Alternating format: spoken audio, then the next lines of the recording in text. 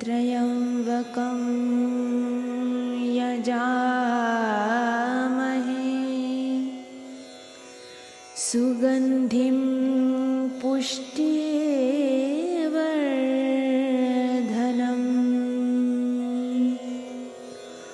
उर्वारुकमिव बन्धनान्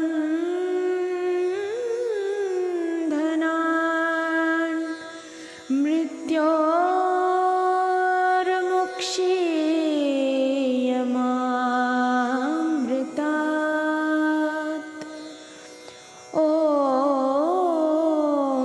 त्र्यम्बकं यजामहे सुगन्धिं पुष्टिवर्धनम्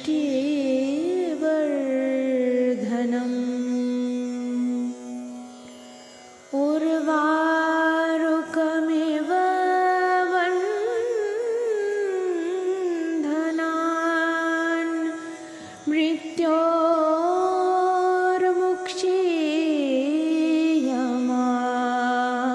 मृत्योर्मुक्षीयमामृतात् ॐ त्र्यम्बकम्.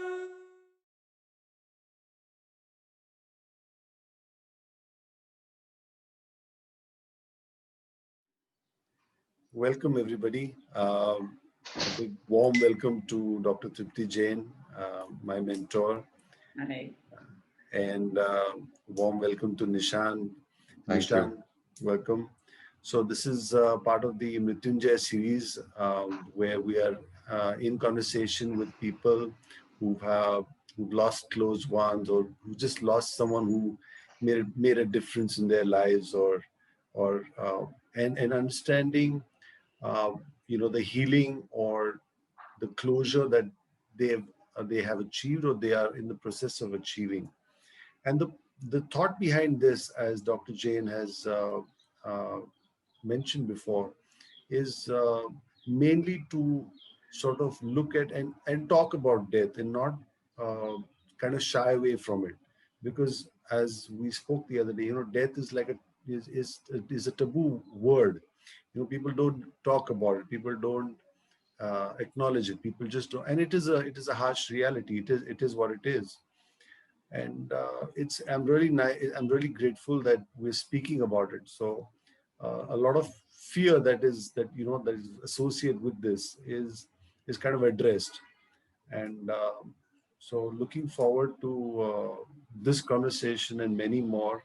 And I hope people sort of associate and reach out to ma'am for their own healing and closure. So with that, I hand over to ma'am. Thank you, Welcome, ma'am. Ravi.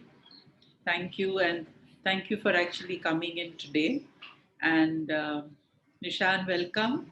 Thank you. I'm truly Nice to be here. grateful that you've come and you're going to share your personal uh, transformation. And so let's just talk a little bit, Nishan, about whom do you want to pay this beautiful kind of tribute to. And maybe let's start like that. So my tribute would be to my mother, and I guess the mother is the most important relationship any child would have. And I would like to think that naturally every first woman in a man's life is his mother. So, so yeah, I mean,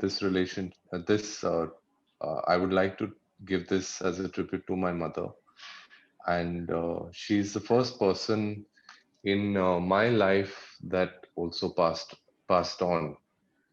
So within my family, um, mom was the first death that I would say I witnessed as a child. We call it death, but I think the more important word to use is passing, because there's no end. I believe in the eternity of life. And I had a very special bond with her as a child. And I lost her when I was young. I was about 4 days short of my 20th birthday. And it was kind of a traumatic period. There was a series of, events which took place. My mom and dad met with an accident, and then we discovered along the way that mom was not healing. She had a certain wound on her leg, which I used to dress, and there was no sort of change. And that's when we took her for some tests, and we realized that her diabetes levels are very high. She was on a lot of medication. She'd also been through a lot of trauma in her own life. Mm-hmm. So she herself had grown up with her aunts because she lost her parents very young at the age of 6 and 13. Okay. So she had her own share of things that she had been through. And I had obviously seen her deal with those things at a young age. I had seen her in and out of hospitals and going to therapists and all of those things. So I had experienced that from a very young age. Mm-hmm. So I knew that a lot of her sensitivity also comes from there. As a person, she's very warm and very gentle and very caring about a lot of people. And of course, you somehow have your own subconscious fears. So as a child, I had my own subconscious fears about, maybe losing my parents young Mm. and not being able to deal with it or not being able to cope with life, so to speak. But I guess over time, things change and help comes in all sorts of forms and all sorts of people. And I lost her when I was 19, and initially it was very difficult. It took me time, I think, to probably process and understand it, because the whole understanding of life and death doesn't come so naturally at that young an age. And then you end up being with a single parent, and dad of course had his own ways of dealing with it, and we had our own ways of dealing with it. And something that I hold to this day is a statement that people tend to make is, oh, don't worry, time is the greatest healer. But I don't feel that in my life. uh, Okay. as the first few initial years passed, Mm. um, for me I started to find it getting more and more difficult, you know up to maybe a couple of years ago in 2012, where I started to maybe have dreams of her, or she started kind of, maybe I would hear her voice and I would maybe see an apparition and feel a sense of comfort that she's probably still around, she's protecting me, you know. So Nishan, any idea why she came into your dreams much later? Because initially, after she passed away, it wasn't immediately that she started appearing in your dreams. It came a little later. So, can you share with us why you feel she approached you later?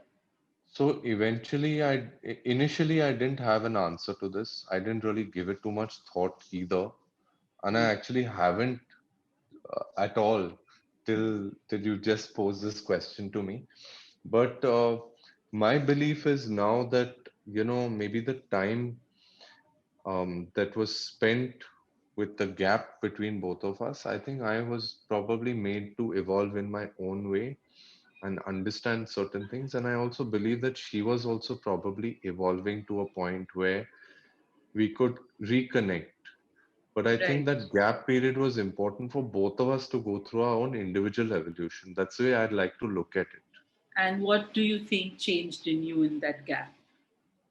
I think in that gap, I guess I started to become more independent and more responsible. And it was a growing phase of my life. I was starting off in a career, and I had started becoming a working individual and providing for the house. And a lot of new responsibilities had kind of just been, I guess you could say, bestowed upon Hmm. me, Hmm. you know. And so possibly you were not, if at that time it would have happened, let's say, okay, hypothetically, if she had approached you just after passing away, what do you think would have happened to you? I don't really know, but I do know that my father had asked me on her immediate passing that would you like to connect? Mm, with your mother, and she's passed on, and there are people who will help you to connect with her.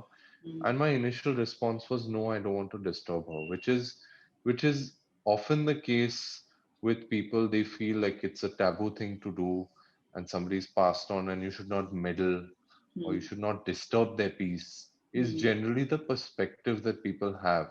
mm, And I was very young, so that was the same with me. mm. I said no, and he never broached the subject again. Right. He kind of just let it go, and whether he felt that maybe one day it'll happen on its own, or whether he Mm, just let it pass, he just let it be naturally and organically. correct. So when she did connect with you, how old were you then? 2012, um,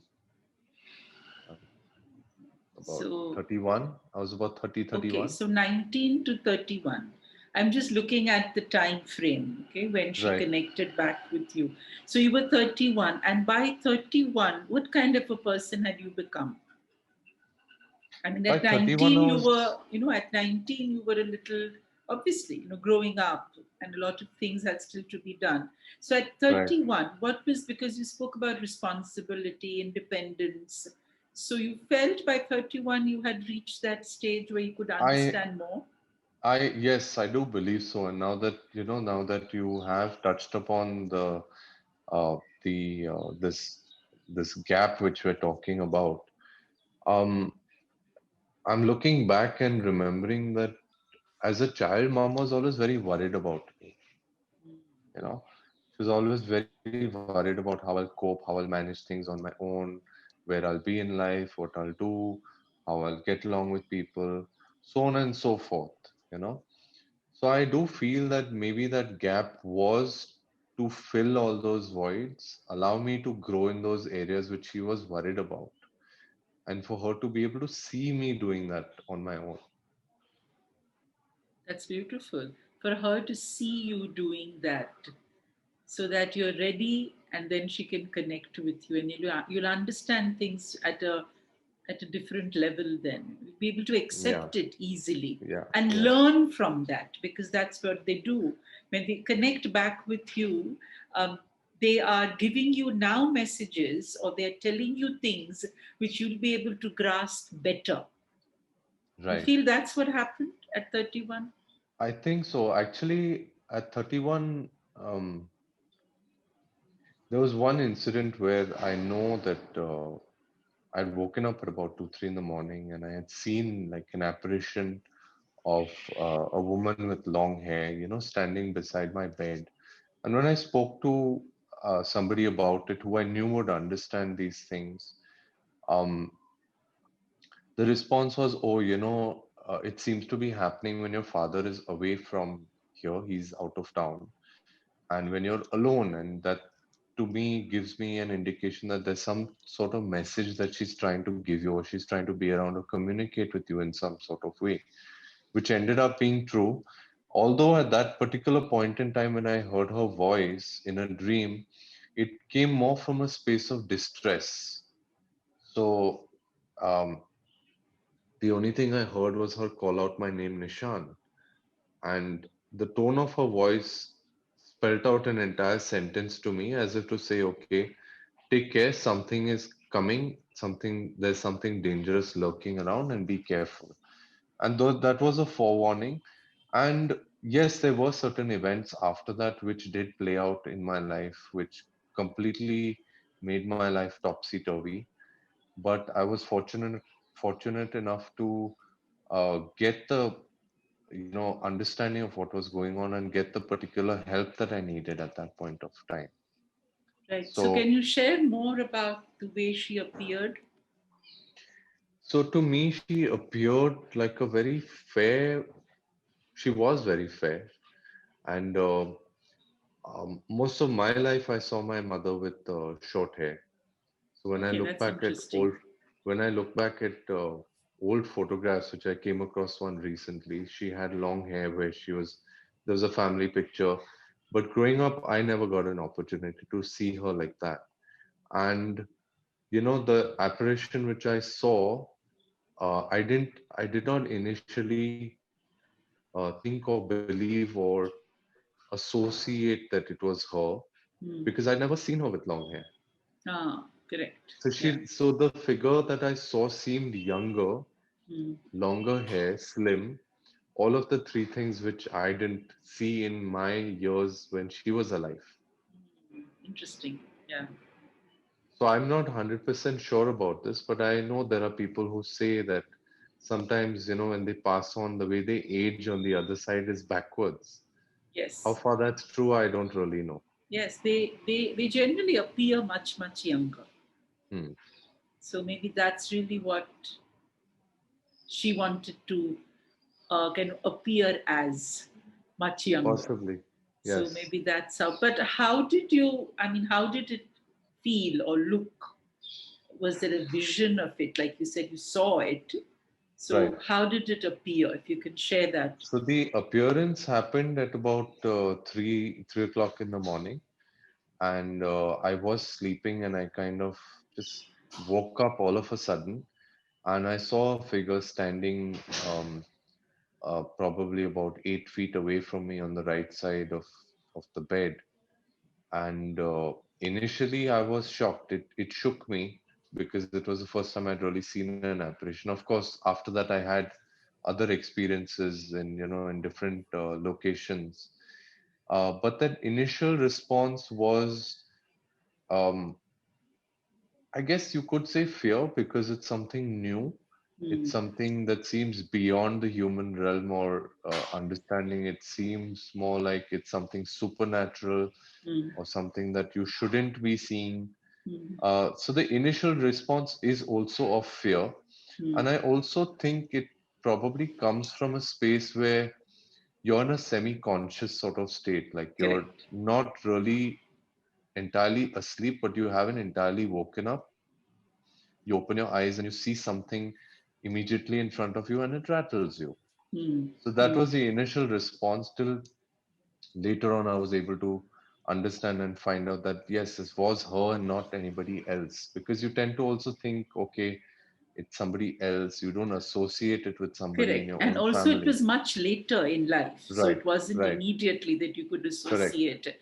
And That's right. how did the figure appear? Was it white, translucent, bigger than, the height of it? Can you say something more about the figure? Yes, so the figure that I saw was like a silhouette in black. It kind of seemed like a shadow. In terms of stature, Hmm. I would say it was roughly, my mom was not very tall, but the figure that I saw was roughly the same stature as her. But in terms of physical appearance, as I mentioned to you, the three attributes were a little different, which was the long hair, the weight, and I can't remember And, the and third she one. looked much younger, you said. Younger. She seemed much younger. She looked Hmm. much young. Yes, younger was the third one. Correct. Hmm. Hmm. Yeah. Okay. And then was there some communication at that point? No, Telepathically? at Nothing. that point, there was no communication, but very strangely, there was somebody I was in a relationship with at that point of time, and the first thing that I did was reach out to her and message her, or probably I think if I recollect right, she messaged me at about Hmm. 3 in the morning, and she's also grown up without without a parent, and um, she messaged me and she asked me, "What are you doing awake?" And my response was, "Oh, this just happened to me." She said, "Oh, it's so strange because the same thing exactly happened to me right now." So Oh, she had a parallel experience with her father at the same point of time that I woke up from that experience at 3 in the morning. wow. And what do you make of this? Well, at some point, I had feelings that maybe maybe parents who have passed also tend to try and get their children together for whatever reasons, whether they're to probably end up together or maybe to learn certain lessons or, understand certain things about life from each other. And that's the way I'd like to look at it, that I do feel there is some sort of connection and they, you know, move on to the other realm, and they work in very different and strange or mysterious ways, is how we would like to say they work, because that's how we perceive it. But they do work in very unique ways. Truly. Strange is the word. Yeah. but Strange Strange is I'm the word. ways. Yes, but I'm strange loving is the word. this. I'm loving the way you've spoken about someone who's someone so dear to you, and someone who passed away so early in your life, and the way you've come to terms with it and the way you are speaking. I think that's amazing for people to kind of associate with or kind of take inspiration from. Right, And that it's not the end of the thing, and somehow the messages will come if you're open to it. And right, let's not be afraid. Then it's not, they don't mean us any harm, obviously. They're just right, reaching out. And the underlying thing is growth, as you keep saying. Yes. They want us to, so in some way or the other, messages are just here to help us evolve, to help us right. grow, or something for the better, like you rightly said. um, Rightly, or I don't know, that's with about your relation, where there was some reason why probably they came at the same time to, her father who had passed on and your mom who had passed on. So that's a wonderful, Yeah. It's very no interesting. coincidences. There are no Yeah, it's more coincidences. than coincidence, and you know that, Yeah. Yeah. you know I that well, for sure. I'd say, when two people are grieving in some way, because it's been years later that this happened to you. So Right, when two people haven't possibly created some kind of closure, then those who pass away reach out in this way so that the two of you can share at that moment what right, maybe you're going through, which maybe you all may right. have done post that experience. Hmm. You must have talked about it, spoken about it, maybe. Did you all speak about it that night after the We experience? spoke. I don't necessarily remember speaking too much about it. I think it was more like, okay, this happened parallelly, and after that, we didn't really talk about it. We Did, did discuss what happened, but we didn't get into any sort of detailed conversation about it. I so did think we that kind of make you just believe that, oh, this can happen? It happened to someone else also. absolutely, of course, it did. So maybe that was what was happening, a kind of validation.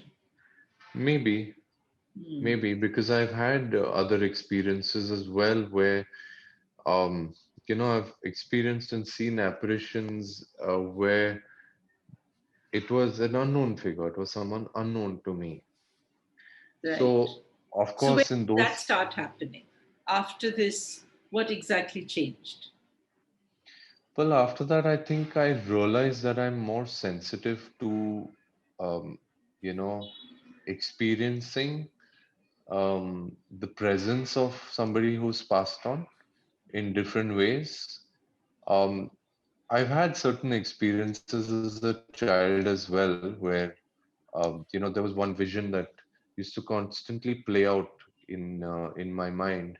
And since you asked me to kind of Hmm. detail the stature of the apparition that I saw, um, this vision that I had was not in a dream state. It was not while I was sleeping, but it was a constant thought that used to come to me. But I was very young to kind of understand it. If I remember right, probably around the age of 8 or 9, I had constantly seen myself in a particular incident, meeting with a particular accident, Okay. and also coming out of it. And that actually happened to me when I was about 15. Okay. But so when it did happen when I was 15 years old, it did not immediately strike me that this is what I saw as a child. It took me a month. It was about a month later that I felt uh, that, wow, okay, this is exactly the event that played out in my mind when I was a child. Hmm. And a friend, in fact, once told me that, oh, this was your subconscious mind and you created this and you made this happen. And my immediate response to her was, look, I was 8 or 9 years old. I'm not going to think of something like this for my future life? Why would an 8 or 9-year-old child Mm, think about themselves going through something like that? mm, mm, So I knew that there was something deeper. I knew that I am sensitive to presences and energies, mm. and I knew all of those things. But I do feel that I wish at some point I might have been guided when I was younger. But today, when I look back, I think, okay, everything has a right time and there's a reason for everything, you know? Yes, absolutely. So then, post that apparition that you saw of your mother, what happened next? How did that play out later on? Well, what played out is a series of events that I went through, which was a very rough period in my life.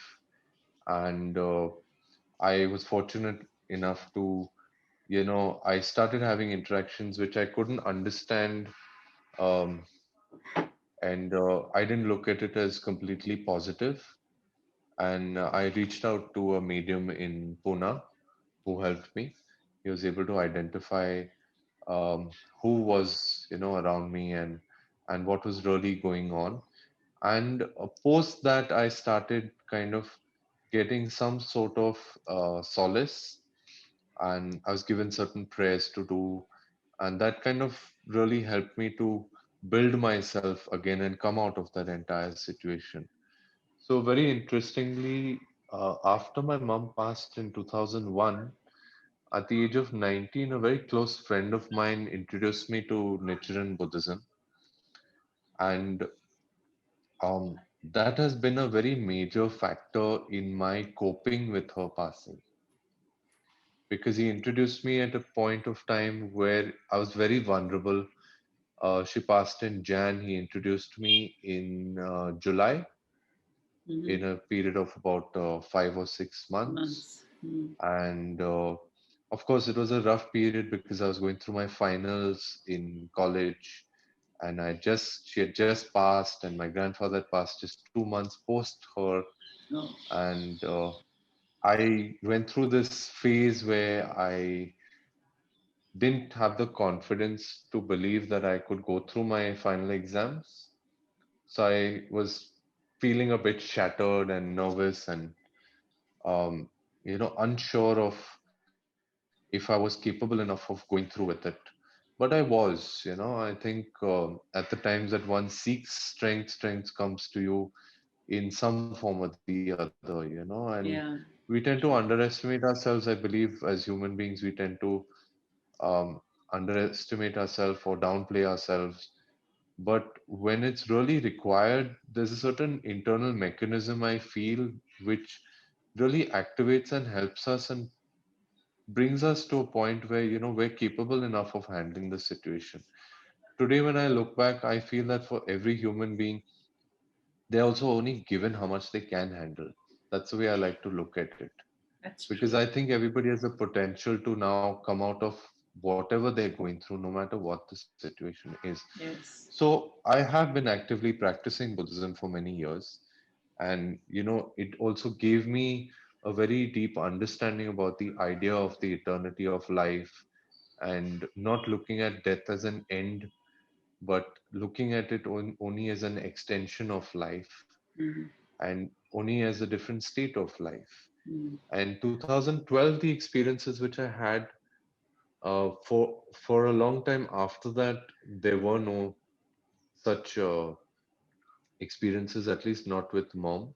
Okay. I know she appeared more like a warning sign for me. Mm-hmm. Mm. And when that entire phase passed in 2016, I was fortunate enough to, um, I guess, be introduced to a group of mediums. Mm. And that's when I started learning how to communicate myself. Lovely. And after I've started learning to communicate, it's given me more of closure, and it gives me the opportunity to speak to mom, Mm. and gain certain guidances from her. And it's a very different feeling being able to. It's like a reconnection, I would call it. You know. Yes. Communication at a different level. It's a different kind of It is. It's communication, a I'm very, sure. absolutely. Yeah. It's a Can very you different can you share communication. more with our viewers about how this happens to you, how you communicate? Is there a particular medium that you use? Do you use cards? Do you use anything else? Share a little Right. bit on that kind of Right. mediumship So now. That's what you. So, everybody, please hold on, and we're going to have another episode of in conversation with Nishaan and Dr. Jain. And Nishaan is going to speak more about his journey, his healing, and his closure. And it promises to be really interesting for those who would like to approach him to know more, or would like to just simply understand and learn more about mediumship. So tune in for the next session. Yes, Ravi. Thank you. असतो मा सद्गमय तमसो मा ज्योतिर्गमय